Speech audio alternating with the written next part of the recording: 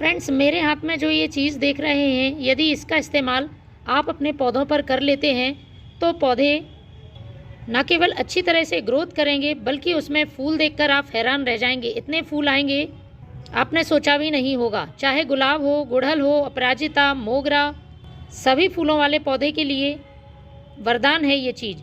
सबसे बड़ी बात, हमारे किचन में ही मौजूद है और बिल्कुल फ्री की चीज़ है, लेकिन हम इसका सही तरह से अपने पौधों पर इस्तेमाल नहीं कर पाते हैं और हम महंगे महंगे बाज़ार के फर्टिलाइज़र अपने पौधे पर यूज़ करते हैं। तो फ्रेंड्स, पूरे वीडियो में मेरे साथ बने रहें।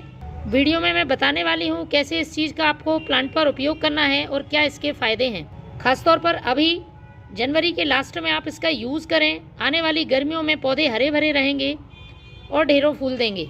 फर्टिलाइज़र को यूज़ करने से पहले मैं आपको इसका रिज़ल्ट बता देती हूँ अपने प्लांट्स पर। देखिए, ये रोज़ का प्लांट है, कितने बड़े आकार में इसमें फ्लावरिंग हो रही है।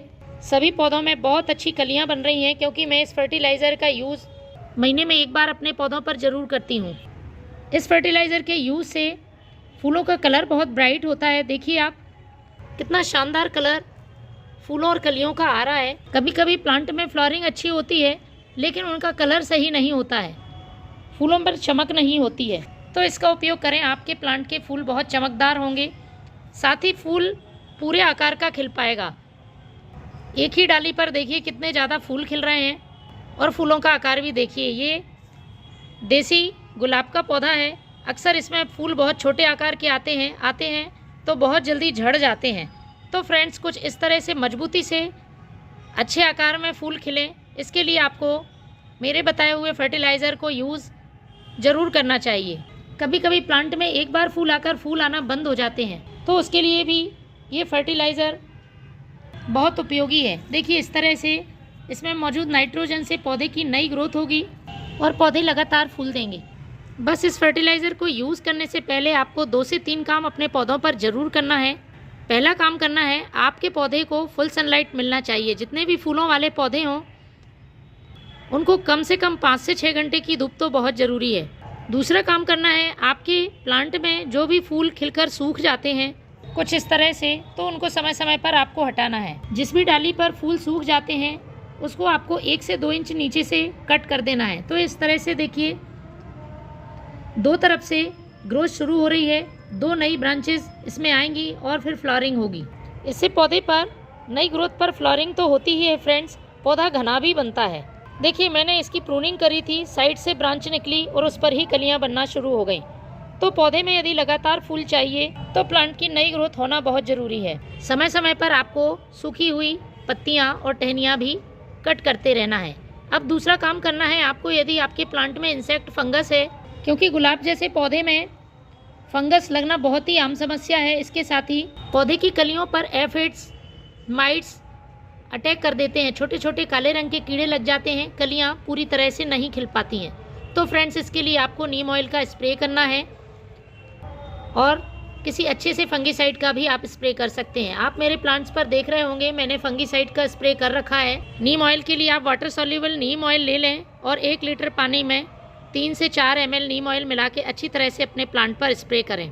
अब बात करेंगे प्लांट की मिट्टी की। तो फ्रेंड्स, पौधे के संपूर्ण विकास के लिए गमले की मिट्टी उपजाऊ होना बहुत ज़रूरी है। इस बात का ध्यान रखें, मिट्टी हमेशा हल्की और वेल ड्रेन्ड होनी चाहिए। ज़्यादा समय तक मिट्टी में पानी भरा ना रहे, इस बात का ध्यान रखें।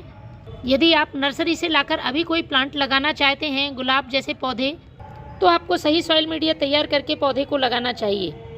लगभग 40% आप नॉर्मल गार्डन सॉइल ले लें, 40% कंपोस्ट का यूज़ करें और उसके साथ ही 20% रिवर सैंड और कोकोपीट का इस्तेमाल कर सकते हैं। क्योंकि ऐसा इसलिए मैं बता रही हूँ, मुझे बहुत से लोगों के कमेंट्स आते हैं कि नर्सरी से लाकर प्लांट लगाते हैं तो उसकी ग्रोथ रुक जाती है, पौधा फूल नहीं देता है, जबकि फूल लगा हुआ ही प्लांट घर में लाते हैं। तो फ्रेंड्स, आप सही सॉइल मीडिया तैयार करके यदि पौधे को लगाएंगे तो पौधा आपका अच्छी ग्रोथ करेगा। अब बात करते हैं फर्टिलाइज़र की। तो फूलों वाले पौधों के लिए NPK के साथ साथ एक और ख़ास चीज़ की ज़रूरत होती है, वह है एसिडिक pH वाली सॉइल। जितने भी फूलों वाले पौधे होते हैं वो एसिडिक सॉइल में अच्छी फ्लावरिंग करते हैं। तो फ्रेंड्स, हमें इसी तरह के फर्टिलाइज़र यूज़ करना चाहिए जिससे कि मिट्टी हल्की सी एसिडिक हो जाए, उसका पीएच बैलेंस रहे, तो पौधे की ये सारी ज़रूरतें इस फर्टिलाइज़र से पूरी होंगी। चलिए शुरू करते हैं इसको बनाना। तो सबसे पहले आपको लेना है पुराने गोबर का खाद। 4 मुट्ठी मैंने पुराने गोबर का खाद लिया हुआ है।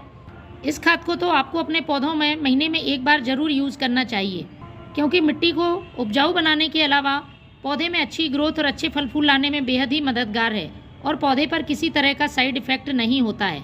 किसी भी मौसम में आप इसका यूज़ कर सकते हैं। इसके बाद दूसरी चीज़ मैं यूज़ करूँगी ये नीम खली पाउडर। पोषक तत्वों से भरपूर है और मिट्टी में इंसेक्ट, फंगस और चींटियों को दूर करने में काम आती है।